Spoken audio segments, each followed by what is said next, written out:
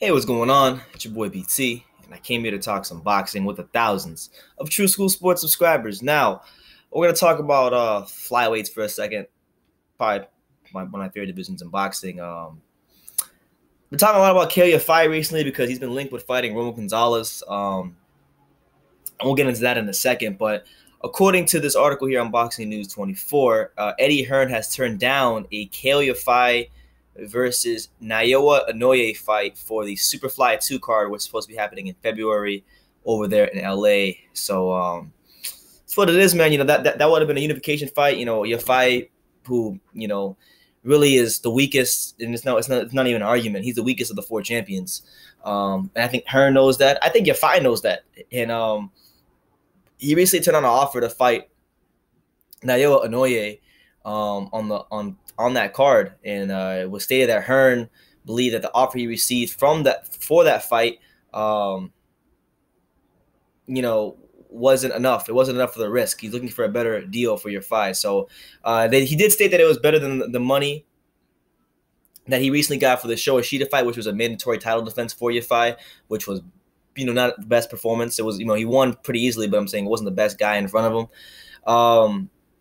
Aside from that, he's just looking for a deal for his fighter, because I think like Eddie Hearn knows that, and he's been moving him very, very carefully, because Yafai has a very amateur style. He's not like the hardest puncher in the world, and unfortunately for Yafai, he's fighting in one of the most stacked weight classes in boxing. I mean, we're talking about you got two guys on the pound-for-pound list in Inoue and Rongvisai. Those are the consensus two best fighters in the division. Both those guys is killers. Then you got in Cajas, who is, in my opinion, he's a forgotten champion, but he can very well make his way up and be a dark horse in the division. He's a very, very talented fighter. I got a video coming up about him soon, but he just and then you got Romo Gonzalez, you got Quadras, you got Estrada. It's a stacked weight class, and he can't beat any of those guys. I think Hearn knows that. So before he decides to put him in there with somebody that he knows he'll probably lose to, he needs the right money. Now, it was stated, and I did not hear about this, so this is actually news to me, and I have to go dig further into this, because if this is true,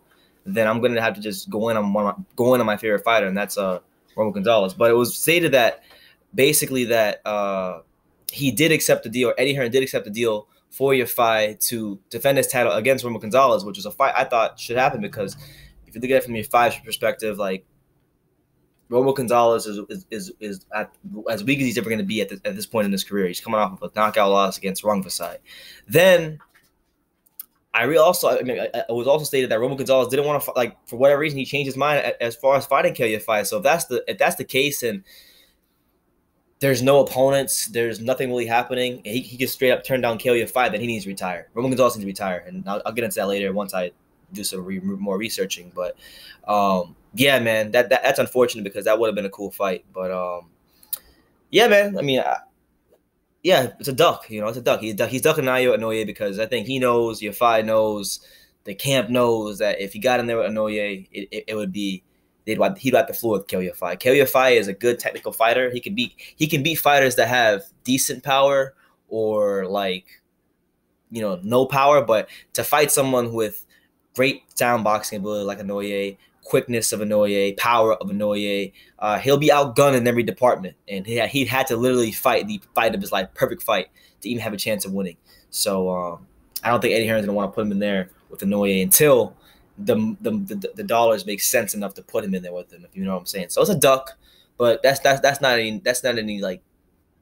new. With Yafai, probably more than any fighter in the stable, like more than any fighter Eddie Hearn stable, that's probably the guy that he's been protecting the most, is Kal Yafai, because he's not good enough to beat those guys in the weight class. Like, the weight class is too damn stacked. I think he'd have a hard time like beating a Carlos Quadras, and Carlos Quadras is probably the fourth or fifth best fighter in the division. He doesn't even have a title, so that's what it is, man. Kal Yafai, not going to be fighting on the Superfly 2 card in February against Inoue. Eddie Hearn turned down an offer saying that it wasn't enough for him to put him in there with Yafai, or with Inoue. So there was that, and then apparently Romo Gonzalez changed his mind about fighting him. I don't know why, so I'm gonna go try to dig up on that so I can make a video about that. Because if he just turned him down for no reason, and he has no other option, I know that Tom Loeffler did say that he was gonna put Romo Gonzalez on the Golovkin Canelo undercard for the rematch, but that hasn't even been signed. So unless they know something Unless Roman knows something we don't know, which I'm sure he does because fighters generally do.